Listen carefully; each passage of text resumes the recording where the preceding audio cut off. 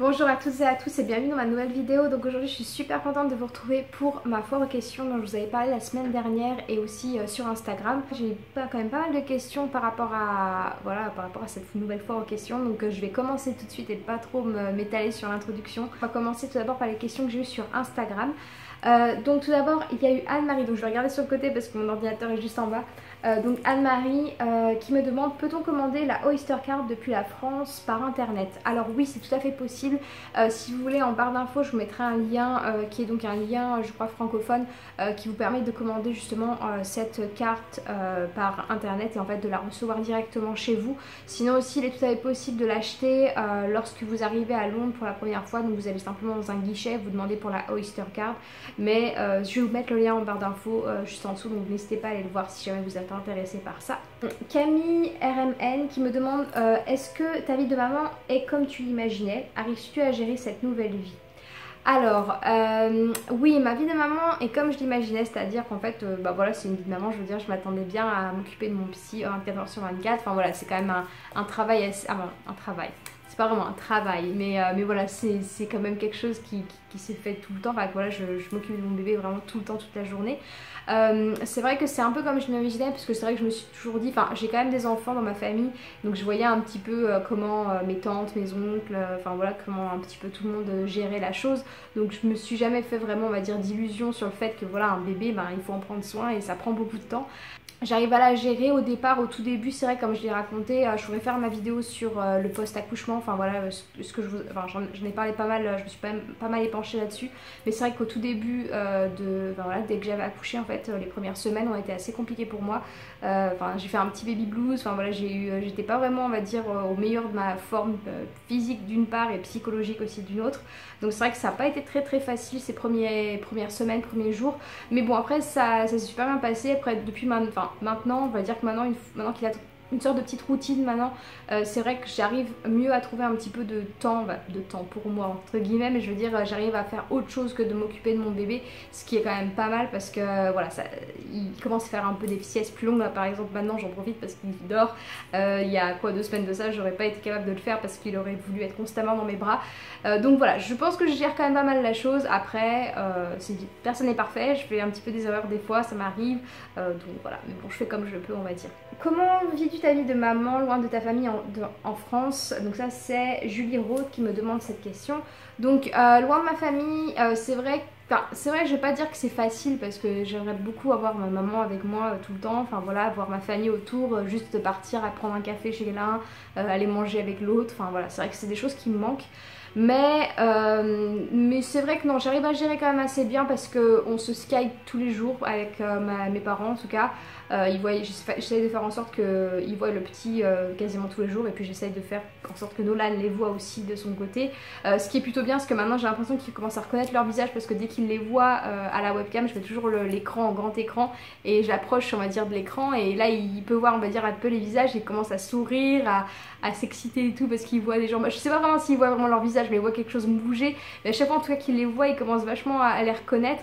Donc c'est vrai que voilà, j'essaie d'appeler le plus souvent possible mes parents, mes grands-parents aussi, j'essaie de les appeler le plus souvent possible. Ça change pas bien sûr d'une relation voilà, je veux dire de côte à côte, mais bon, ça aide. Et puis là je vais essayer de les voir, enfin là je retourne en France là cette semaine, donc je vais rester à peu près 10 jours chez eux, enfin donc ça va, voilà, pour moi mon congé maternité en tout cas, j'essaie de faire pas mal d'allers-retours entre ici et la France pour en profiter un maximum et faire en sorte que voilà, ils voient quand même Nolan grandir. Julie, quels sont les conseils que tu peux donner pour devenir fille au pair? Alors ça dépend, enfin les conseils que je peux donner, c'est en fait faire vachement de babysitting si c'est, on va dire, quelque chose que vous voudriez faire dans le futur. Essayez quand même de vous avancer, on va dire, sur tout ce qui est babysitting, parce qu'il va vous demander quand même pas mal d'heures de babysitting avant d'être fille au pair. Donc essayez de faire en sorte, voilà, de garder vos petits voisins, vos cousins, peu importe. Voilà, donc ça c'est quand même quelque chose d'important. Essayez aussi, on va dire, de suivre en anglais. Bon, je sais que je dis ça, mais moi j'étais vraiment pourrie. Mais essayez, voilà, d'apprendre vos verbes irréguliers, c'est très important parce que vous allez vous en rendre compte. C'est très important en fait d'apprendre les verbes irréguliers parce que vous vous en servez pour tous les jours, quoi, je veux dire, quand vous parlez. Mais voilà, mais en gros, juste voilà, essayez d'avoir un niveau en anglais qui n'est pas trop mal. Essayez de regarder surtout des films aussi en anglais. Essayez un petit peu de vous mettre un petit peu, on va dire, dans l'ambiance anglaise avant de partir. Je pense que c'est plutôt bien de se mettre dans une atmosphère, on va dire, de commencer un peu à se préparer psychologiquement pour un changement de culture, parce que c'est vrai que voilà, bon, c'est pas non plus le méga changement de culture entre l'Angleterre et la France, mais il y a quand même quelques petits trucs. Donc voilà, essayez quand même de vous faire un petit peu à l'oreille en tout cas la langue. Moi je sais que regarder des films en anglais avec sous-titré français par exemple, ou sous-titré anglais aussi, ça peut beaucoup aider. Voilà, c'est des petits conseils que je peux donner, mais voilà, je vous ferai peut-être une vidéo spéciale on va dire sur les conseils pour devenir fille au père. J'ai le gâteau au four, je vais le chercher, excusez-moi. Il y a aussi Sarah qui me demande est-ce que tu as des interrogations concernant les étrangers pour le Brexit, besoin de passeport, voilà pour ceux qui sont déjà en Angleterre, est-ce qu'il faut retourner en France, etc. Alors par rapport au Brexit, pareil je pense que je vais vous faire une vidéo spéciale sur on va dire les infos concernant le Brexit, mais jusqu'à présent, d'après ce que j'ai entendu, ils ne comptent pas en tout cas renvoyer les Français qui habitent déjà en Angleterre en France. Parce que voilà, ceux qui habitent ici, ceux comme moi, qui ont une famille, qui ont une vie on va dire en Angleterre, je pense pas que ça va se faire honnêtement, je les vois très mal nous renvoyer chez nous en France. Pareil pour ce qui est passeport et tout, tant qu'on a un passeport, je pense que peut-être on aura peut-être besoin de faire un visa, mais ça encore c'est encore à définir. Comme je vous dis, ça va arriver dans même pas un an maintenant, et enfin dans un an. Et ils sont vraiment pas encore clairs sur la question, mais tout ce que j'ai compris en tout cas c'est qu'ils vont faire en sorte voilà, de pas on va dire que ça n'embête pas les personnes qui vivent déjà en Angleterre, en tout cas qui vivent ici depuis à peu près 5 ans. Après pour les nouveaux arrivants et pour ceux qui veulent dans le futur aller en Angleterre, je pense qu'il va y avoir des choses comme faire un visa, comme voilà, faire voilà, des papiers on va dire un peu plus compliqués que pour le reste de l'Union Européenne. Comme je l'ai dit, je sais pas encore exactement ce qui va se passer, personne ne sait exactement ce qui va se passer, mais dès qu'il y a plus d'informations, bien sûr je vous ferai une vidéo spéciale sur le Brexit et vous expliquer un petit peu ce qui va changer, ce qui ne va pas changer, voilà, vous faire un petit topo là-dessus. Mais pour l'instant, si vous voulez partir par exemple là cette année, il n'y a pour l'instant pas de problème, enfin, pour l'instant vous pouvez venir comme bon vous semble. C'est à partir de je crois avril 2019 ou mars 2019 que le Brexit est en place réellement. Donc profitez le plus que vous pouvez pour aller en Angleterre et revenir tant que vous pouvez encore. En tout cas moi c'est ce que je suis en train de faire en ce moment, c'est pour ça que j'arrête pas de faire d'aller-retour entre la France et l'Angleterre. Je suis en train de profiter un maximum de pouvoir aller et venir comme je veux. Il y a une question de Zouajatou Yassine qui me demande sur Instagram: as-tu envisagé avant ton accouchement le birth center plutôt que l'hôpital? Et aussi une autre question, connais-tu des bons magasins de fruits et légumes à Leicester? Alors par rapport au birth center, donc qu'est-ce que c'est qu'un birth center? C'est en fait une maison de naissance qu'il y a en Angleterre, donc vous n'êtes pas obligé d'aller coucher systématiquement à l'hôpital, vous pouvez très bien aller dans une maison de naissance où il n'y a que des sages-femmes, il n'y a pas de médecin, il n'y a pas de... Voilà, ce n'est pas du tout médicalisé. J'ai eu l'option, j'ai eu la possibilité d'aller dans un birth center pour donner naissance à mon fils, sauf que j'ai refusé en fait. Je voulais donner naissance à mon petit dans un hôpital pour le premier accouchement que j'avais, parce que c'est vrai que moi l'accouchement, enfin, j'ai jamais accouché de ma vie, donc j'avais un peu peur on va dire que les choses se passent un peu pas mal, mais je veux dire que j'ai besoin en tout cas d'assistance médicale. Et je pense que c'était une très bonne idée, parce que comme vous avez su, j'ai eu une césarienne d'urgence, donc voilà, je pense que si j'avais été dans un birth center, ils auraient été obligés de me transférer, ça aurait été un peu la galère. Donc j'étais bien contente d'avoir fait ça à l'hôpital, j'ai bien fait suivre mon pressentiment. Donc après voilà, après ça dépend, si jamais vous voulez le faire dans un birth center et que ça se passe mal, on vous transfère simplement à l'hôpital, mais moi je voulais être directement à l'hôpital, comme ça si jamais il y avait un problème, j'étais on va dire safe. Mais voilà, mais c'est vrai qu'il y a beaucoup de personnes, beaucoup de dames qui choisissent. Je sais qu'il y a beaucoup de mamans là qui sont à Oakham, que j'ai rencontré récemment, qui ont donné naissance à leur bébé pour un premier enfant au birth center, et apparemment ça s'est très bien passé.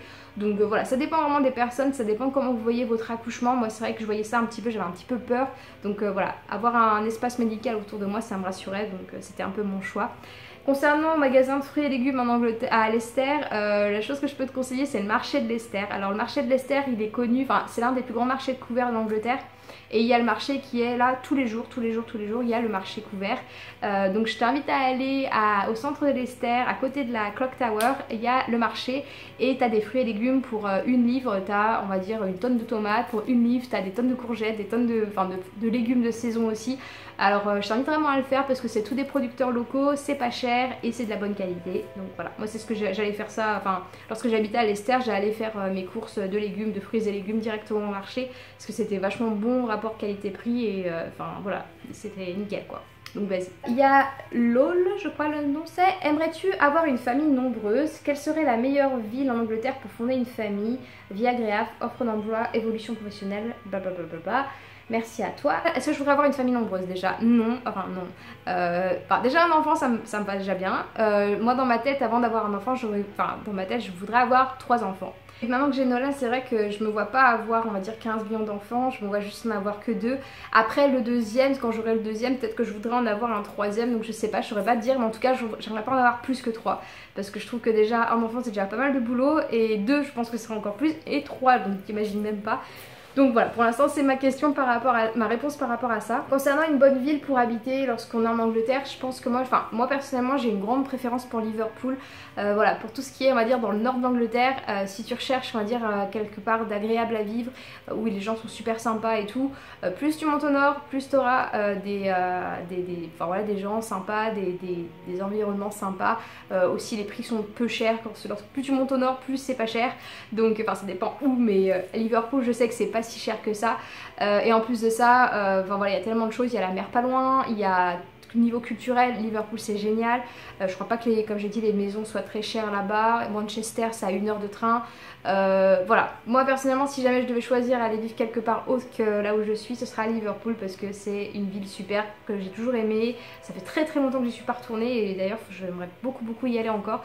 Donc voilà, moi Liverpool c'est ma ville on va dire un peu fétiche, donc je t'invite à aller là-bas si jamais tu cherches quelque part d'agréable pour vivre avec ta famille et aussi par rapport au boulot parce que comme j'ai dit il y a Liverpool, Manchester c'est pas loin, il y a plein de villes autour, donc voilà il y a l'embarras du choix on va dire au niveau professionnel et alentour en tout cas.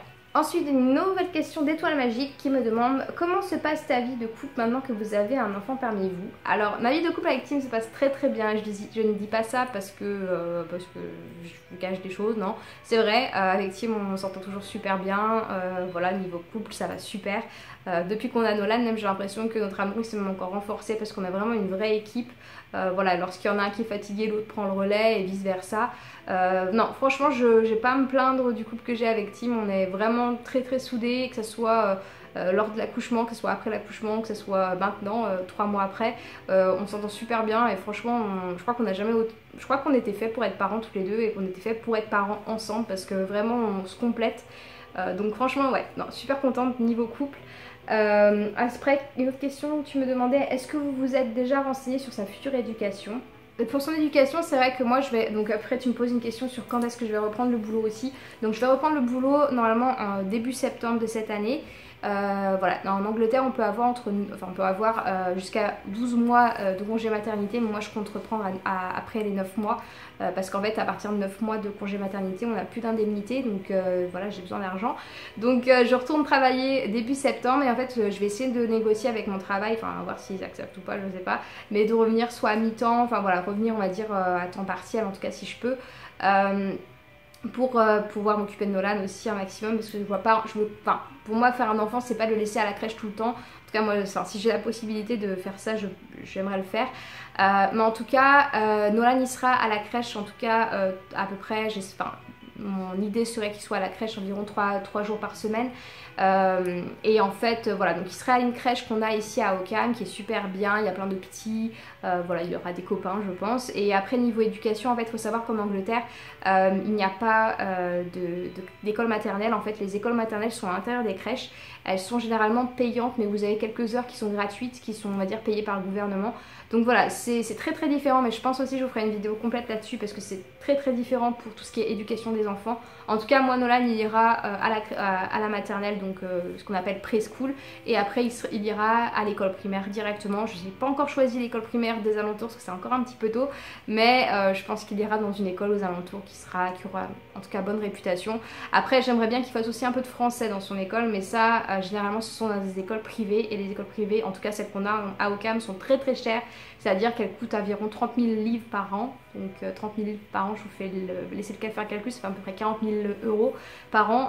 Personnellement, j'ai pas l'argent, enfin je veux dire, ça serait on va dire le double de mon salaire quasiment. Donc voilà, non, je pense pas qu'il ira en école privée. En tout cas, moi le français, j'essaierai en tout cas de l'éduquer en français à la maison. Mais après, le reste, c'est vrai qu'à l'école, généralement, il fera que de l'anglais. Donc voilà, c'est comme ça, on peut pas le choix des fois, on peut faire avec les choses qu'on a. Mille et une Charlotte qui me demande aussi comment trouves-tu le temps de garder des moments uniquement pour toi sans bébé, est-ce dur à gérer? Alors Ça va faire maintenant à peu près 2-3 semaines que j'arrive, on va dire, à trouver un petit peu de temps pour moi, c'est-à-dire comme par exemple maintenant j'arrive à filmer une vidéo sans avoir Nolan sur l'épaule, ce qui est très rare. Bah, je touche du bois parce qu'il n'est pas encore réveillé, mais là il dort, donc c'est vrai que c'est plutôt cool, ce qui fait de plus en plus de siestes longues. Le soir pareil, vers sur le coup des 6h30, 7h, il va faire dodo pour le reste de la nuit, c'est-à-dire... Enfin, il dort sur des bribes de 6h, lui maintenant, toutes les 6h en fait, il se réveille pendant la nuit, ce qui est très bien, je me plains pas du tout par rapport à ça. Ouais, non, on arrive à, on va dire, à trouver, enfin en tout cas, j'arrive à trouver du temps pour moi-même lorsqu'il dort, et généralement il dort entre, on va dire, 30 minutes et des fois 2 heures, donc ça me laisse un petit peu de temps de m'occuper de moi-même, m'occuper de ma chaîne, m'occuper de ma maison, voilà, faire un petit peu ce que j'ai envie de faire, donc c'est plutôt cool. Voilà, c'est pas vraiment si dur à gérer, enfin en tout cas moi je suis plutôt contente de comment on arrive à, on va dire, à synchroniser tous les deux, donc voilà, donc c'est plutôt pas mal. Sarah qui me demande: salut Romy, je suis en train de remplir des papiers d'inscription pour être fille au pair. Est-ce que les cours c'est payant par toi-même? Combien d'argent de poche il faut emmener? Et au bout de combien de temps es-tu dans une famille? Comment tu fais pour les forfaits portables? Alors je vais répondre rapidement. Alors oui, les cours c'est payant par toi-même, généralement c'est à toi de payer les cours que tu veux pour les cours d'anglais. Ensuite, combien d'argent de poche il faut emmener, ça dépend de toi. Enfin moi je partirai pas en Angleterre sans avoir à peu près 500 € de côté pour toi.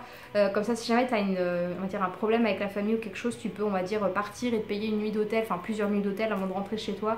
Ou voilà, ça te l'aidera un petit peu, on va dire, un petit parachute en tout cas pour si jamais il y a un souci. Au bout de combien de temps es-tu dans une famille? Donc ça dépend, moi ça a mis un mois pour qu'il me trouve une famille, mais après ça dépend de quand est-ce que tu pars, où tu pars, quels étaient les critères que tu avais choisi toi.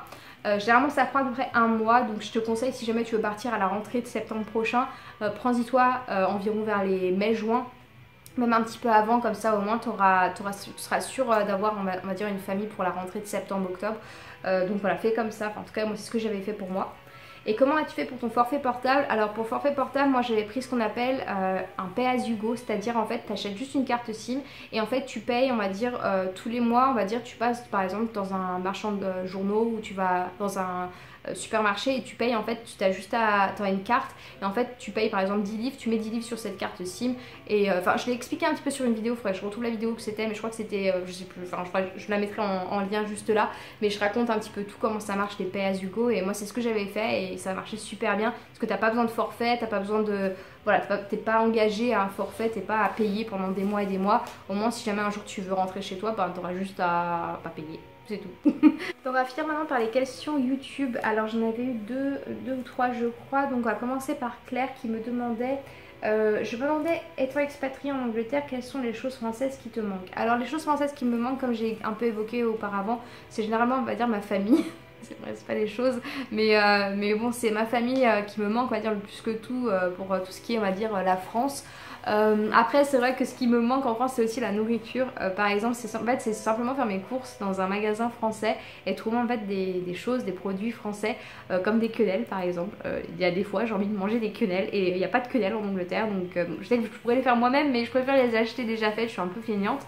Mais voilà, c'est plein de trucs comme ça, les fromages, tout ce qui est raclette et tout, parce que moi à chaque fois que je fais une raclette je suis obligée de ramener du fromage de raclette dans ma valise. Oui, j'ai l'air très conne quand je passe la sécurité, quand ils m'ouvrent ma valise et qu'ils voient du fromage de raclette, du reblochon, des machins, des trucs. Voilà, c'est surtout, on va dire, moi c'est la bouffe qui me manque, enfin, tout ce qui est bouffe, boulangerie, voilà, juste aller, on va dire, au coin de la rue et aller me prendre un pain au chocolat, juste un bon pain au chocolat, pas un truc, on va dire, tout dégueulasse. Donc voilà, moi c'est ça qui me manque de la France, la bouffe et ma famille.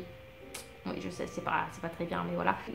Malvina Gouillard, excuse-moi, qui me demande alors, as-tu la nationalité anglaise? Si oui, quelles sont les démarches que tu as dû entreprendre pour l'avoir? Alors non, je n'ai pas la nationalité anglaise. Par contre, ils disent, vu que ça fait maintenant plus de 5 ou 6, non c'est plus de 6 ans pardon, que je vis en Angleterre, et ben en fait j'ai, on va dire, la citizenship, donc c'est-à-dire en fait je suis, on va dire, reconnue comme quoi je vis à plein temps en Angleterre. Donc c'est-à-dire en fait je peux voter pour tout ce qui est, on va dire, là la mairie, enfin la mairie, c'est pas vraiment une mairie mais on appelle ça council. Donc en fait tout ce qui est, on va dire, les votes pour le council, pour les choses comme ça des environs, j'ai le droit de voter. Par contre, je crois pas que Tim me dit que je peux voter apparemment pour le Premier ministre et tout, mais je crois pas que ça soit le cas. Même pareil pour le Brexit, je pouvais pas voter non plus, je pense. Donc voilà, donc c'est vrai que étant donné que j'ai pas la nationalité, je peux pas faire ce genre de choses, mais par contre j'ai quand même beaucoup de droits. En tout cas, j'ai plus de droits qu'en France pour une personne qui est, on va dire, vivant à plein temps en France mais qui n'est pas français. J'ai plus de droits en Angleterre que si je n'étais en France et que j'étais étrangère. Donc voilà, c'est plutôt pas mal. Par contre, non, j'ai pas pris la nationalité anglaise. Et je sais pas si je la prendrai un jour, enfin ça dépendra du Brexit, comment ça se passe et tout.